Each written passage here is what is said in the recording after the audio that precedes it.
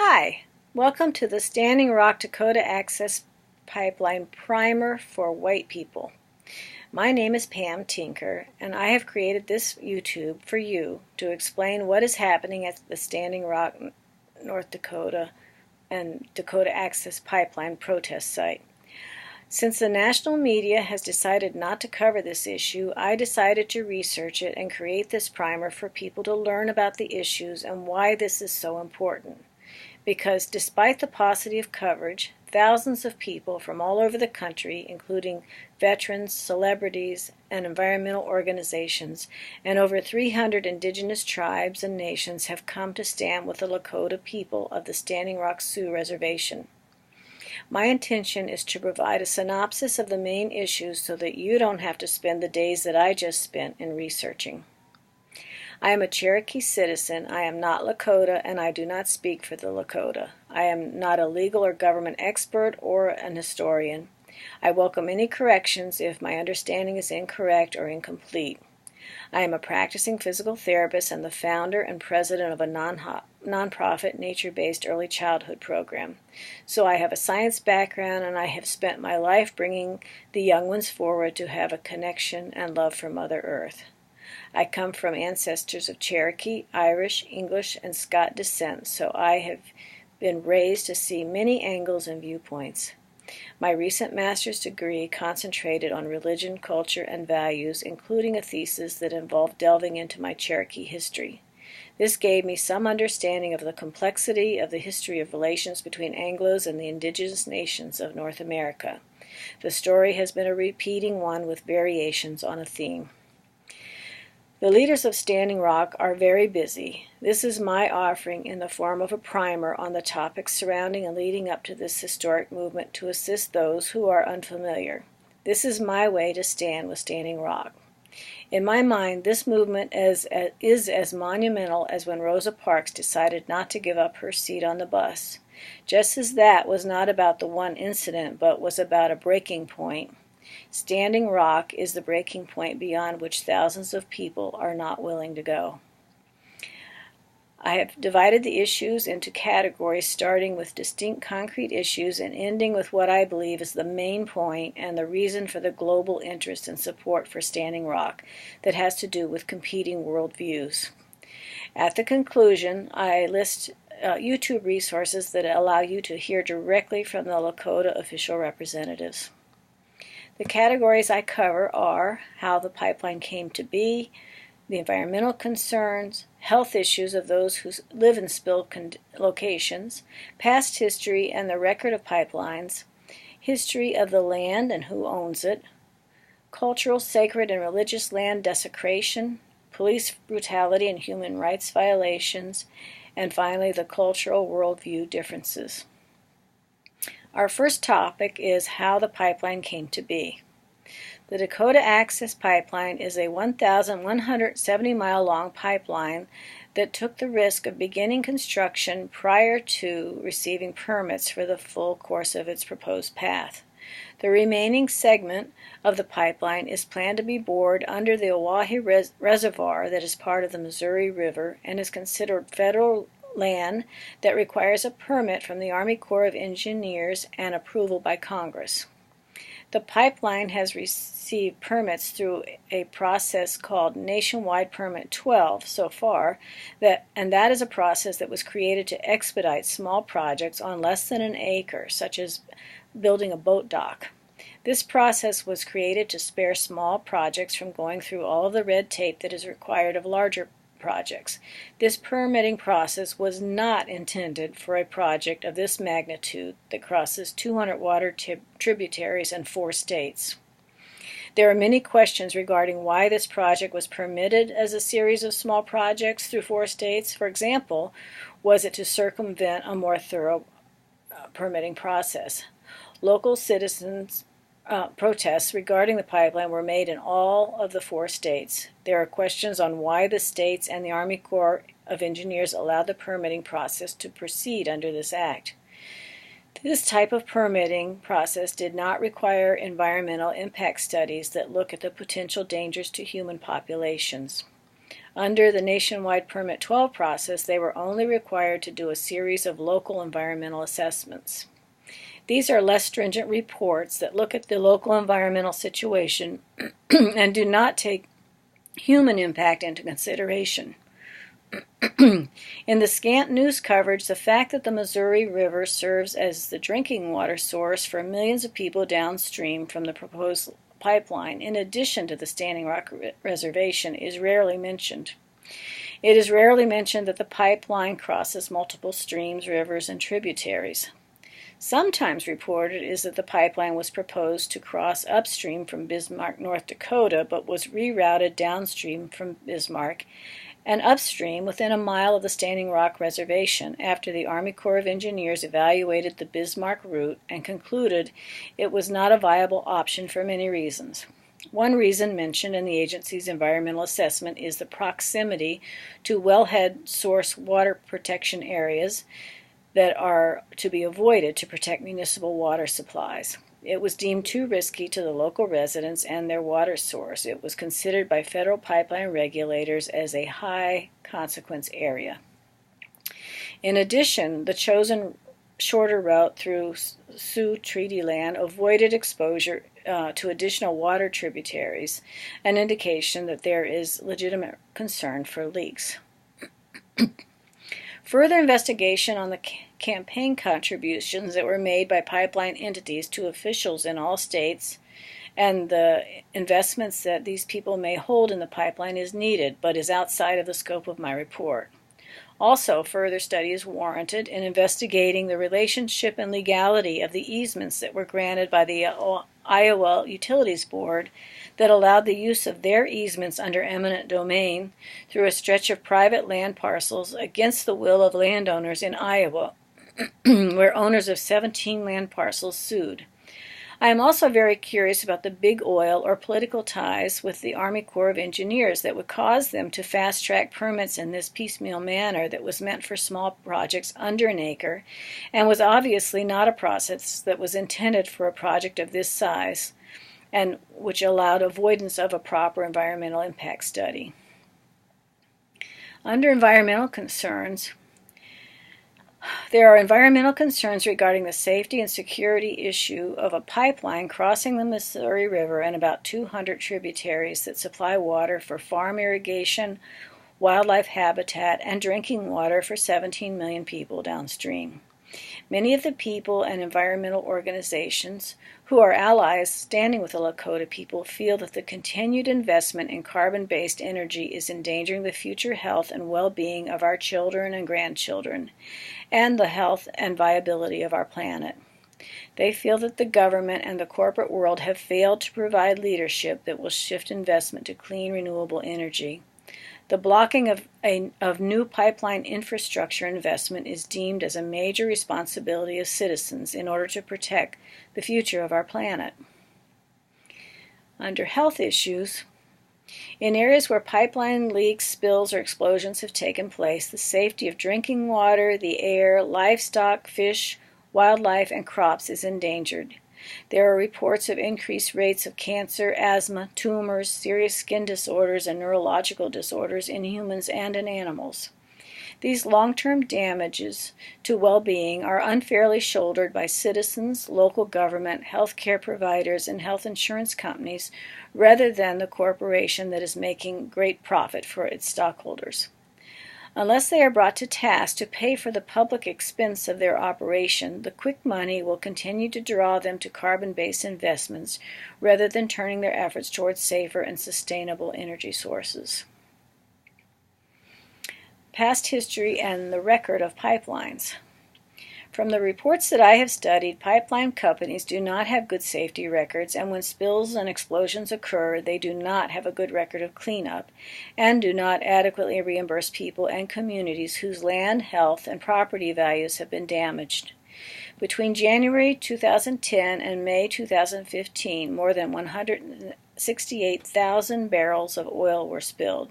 That is more than 7 million gallons. Over 1,000 crude oil pipeline leaks and ruptures were reported to the Federal Pipeline and Hazardous Materials Safety Administration during that period. It is frequently the taxpayers and individual citizens who are left to deal with the repercussions of an incident that requires remediation. Many of the existing pipelines are old and are poorly maintained. Maintenance is an expense, but new pipelines are money makers for the banks, investment firms, and the oil and pipe corporations. These companies include Energy Transfers Equity, trading as ETE on the New York Stock Exchange, Sunoco LP, SUN, Energy Transfer Partners, trading as NTP, Sunoco Logistics Partners, LP, that's SXL, Dakota Access, LLC, Enbridge, Wells Fargo, Citibank, SunTrust, and many other banks and firms in the United States and around the globe. The history of the land and who owns it. Beginning shortly after the War of Independence, the United States government initiated a long series of interactions with the indigenous people of the continent that grabbed land and resources and broke treaties and promises.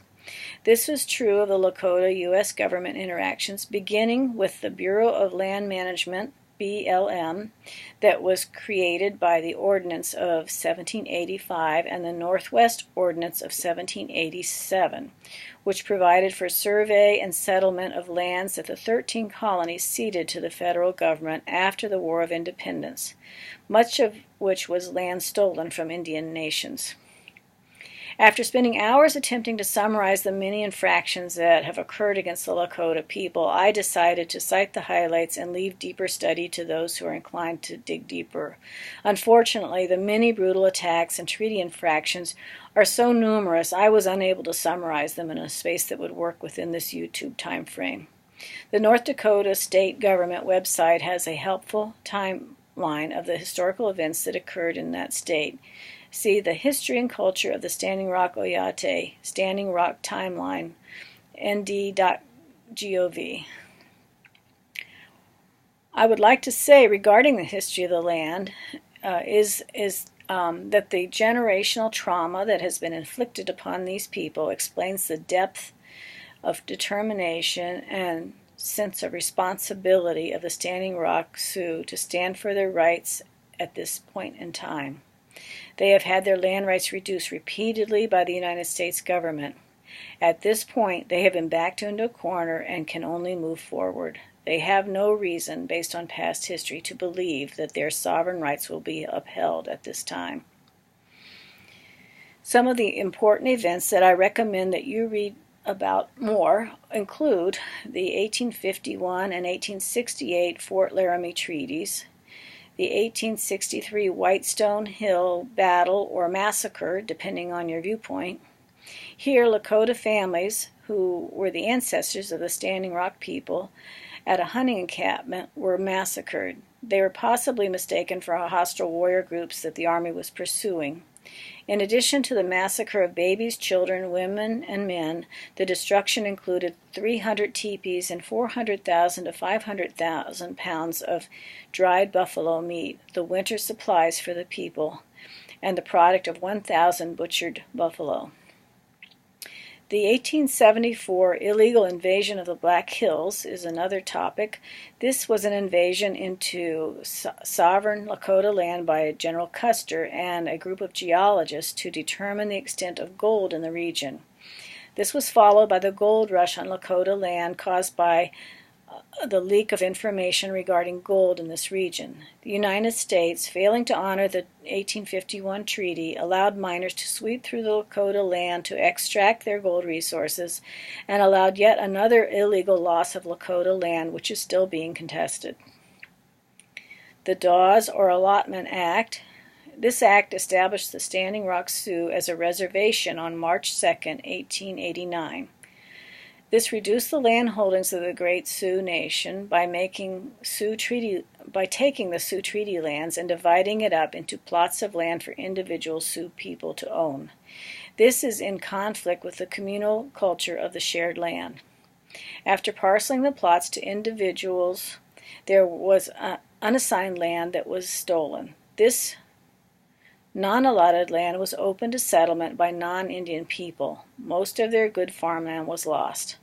The settlement of whites in a checkerboard fashion within the Lakota Sioux boundaries caused jurisdictional confusion and conflict. Some of the confusion today involves dispute over what is defined as Lakota Sioux land. Since this land grab occurred through coercion and resulted in Standing Rock Treaty land being issued to whites within the Lakota boundaries, does the United States have the moral or legal right to evict Lakota people from standing to protect their ancestral land from desecration and pollution?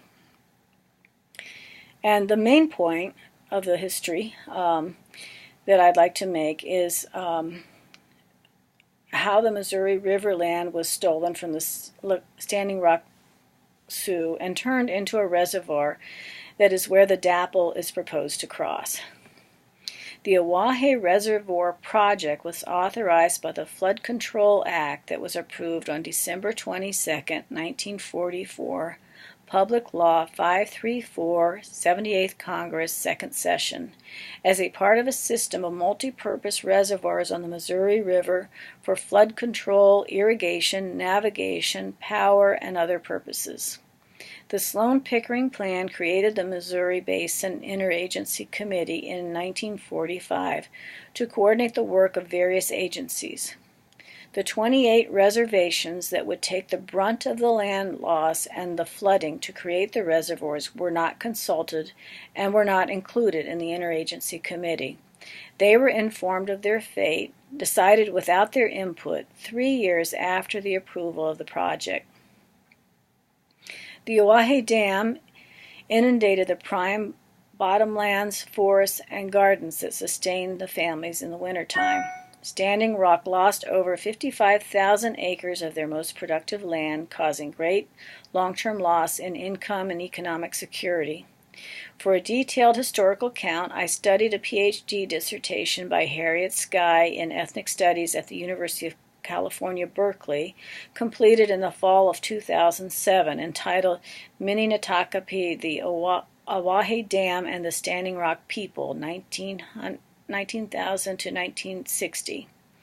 Since the Oahe Dam, reservoir, and power plant were created without the consultation of the Lakota people and the land was confiscated from them against their will and without their input, does DAPL or the North Dakota government have the right to evict Lakota people from protecting this space? Once the dam was completed and it became evident that the government had taken land in excess of what was required for the dam, should the U.S. government have deeded back all excess lands that had been taken from them? In my mind, that is the only moral and ethical action to take. In addition, the Lakota people should have unfettered access to the reservoir and have unfettered fishing and hunting rights in this region, and the water should not be endangered by pipeline crossings that threaten the safety of the water, fish, and wildlife of the area. In 1968, the Environmental Protection Act was approved, and later, 5 years later, the Endangered Species Act. The Environmental Protection Act stipulates that all federal actions required an environmental impact statement. The statutes of the Endangered Species Act is also federal law. There are questions raised regarding why these acts were not upheld properly in reviews of the federal action on the crossing of the Missouri River federal lands. Why did they not perform the EIS as required by law, and were the Endangered Species Act protocols performed correctly? In the 1970s, President Nixon signed the Indian Self-Determination Act, the Indian Child Welfare Act, and the Health Care Improvement Act. The relationship between the Bureau of Indian Affairs and the tribes has evolved since 1806 from dominance and control to advice and assistance. It is my hope that the BIA will help to guide the United States government to pursue all future actions in relating to the sovereign indigenous nations in a legally, morally, and ethically sound manner. And the next topic is cultural, sacred, and religious land desecration. The desecration of land of important cultural, sacred, and religious significance begins to get our final discussion on on worldview differences. In my lifelong observations of the Anglo world and the dominant culture's value system, my observation is that there is a cultural blindness that prevents many whites from seeing and honoring what sustains them. Land that is in its natural state appears to them to be vacant and waiting to be exploited. The common investment and real estate terms illustrate this. In assessing property, if the land has not been disrupted by human activity, it is termed to be unimproved. The concept is that when white people come in and destroy the natural world, they are improving the land. It seems to me that part of the misunderstanding between the two entities is that burial grounds on Lakota land do not look like white people's cemeteries. They do not have fences around them, and they do not have headstones in neat lines with information engraved into each gravestone. In many cases, the graves are mass burial grounds where massacres took place, causing the survivors to flee for their lives. This situation is not conducive to neat and tidy cemeteries. Ceremonial grounds and religious spaces are not designated by church buildings. Cultural sites are not designated as parks or museums. Sacred and religious space for the indigenous culture is natural space where ceremonies, prayers, vision quests, and the honoring of ancestors and those lost in massacres and major battles takes place. They are places that are woven into the oral history, mythology, and ancestral connections of the culture that do not require improvements to be sacred. This does not fit into the white concept of material structures that are placed on land to signify such things. The Lakota sacred sites are missing the improvements, such as churches, cemeteries, museums, archives, libraries, and battleground public park centers with information booths, plaques, and tours about that the white society expects to see if a space is significant. The next topic is police brutality and human rights violations. The United States Commission on Civil Rights is investigating law enforcement for using military-style equipment and excessive force against Native American protesters. Finally, the Lakota people and their allies, together referred to as the Water Protectors, are unarmed and are committed to nonviolence, prayer, and nonviolent direct actions to stop the Dakota Access Pipeline, known as DAPL. They have been camping in the area near the path of DAPL since April. This prayerful unarmed movement has been met with escalating militarized police actions, including surveillance by helicopters, planes, and drones, and the use of internet jammers, water cannons in sub-freezing weather, pepper spray, mace, concussion grenades, plastic bullets, and shotgun beanbags. People have been arrested, stripped, searched, and held in what has been described as dog kennels. More than 20 people have required hospital services, and over 300 have been injured and treated by medics on site. Reporters and celebrities have been arrested and harassed, including the arrest of Amy Goodman from Democracy Now! The lack of national media coverage on human rights violations of this magnitude is totally unacceptable.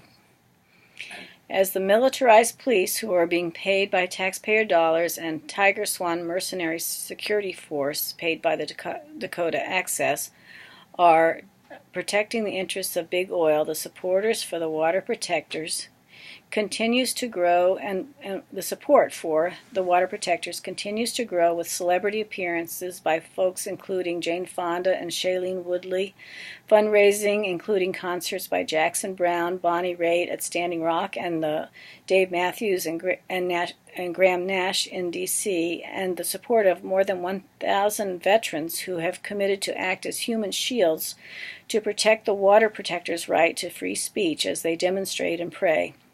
Letters have been written to the Justice Department and President Obama regarding the human rights violations, requesting their assistance. Legal suits have been filed. Marches and demonstrations have taken place in 300 cities throughout the United States. Meanwhile, DAPL continued construction on the pipeline, even though they had been requested to voluntarily halt pending further assessment by the Army Corps of Engineers. That is the agency that will decide whether a permit is approved for them to bore under the Missouri River. If the Army Corps approves the permit, the permit will be required approval by Congress due to the change of use of a federal project to include a pipeline. The final segment is cultural worldview differences. So as you can see, this is a complex issue involving sovereign rights and treaty rights of the Standing Rock Sioux people, and environmental protection rights, human rights, legal rights, and historical, cultural, and religious rights. The standoff at Standing Rock appears to be a turning point in history where we decide if our population is going to be ruled by law and respect for human and environmental justice, or if we are going to be ruled by big oil and other corporate interests that look out for their own self-interest and the financial gains of their investors over the health and welfare of our planet and its inhabitants. As stated so well by Buddhist scholar Venerable Bhikkhu Bodhi in an article published by Common Dreams on November 18, 2016, those arrayed against the pipeline, the Native Americans and their allies, hold a different worldview that entails a different set of priorities. This is a worldview that esteems life values over market values. It is a worldview that understands water is the source of life, an irreplaceable substance far more essential than petroleum. It recognizes that with sufficient funding and political will, we can obtain all the energy we need from the sun and wind and geothermal sources, and it sees the ideal relationship of humankind to the earth to be one of care, stewardship, and reverence rather than reckless exploitation. Wado.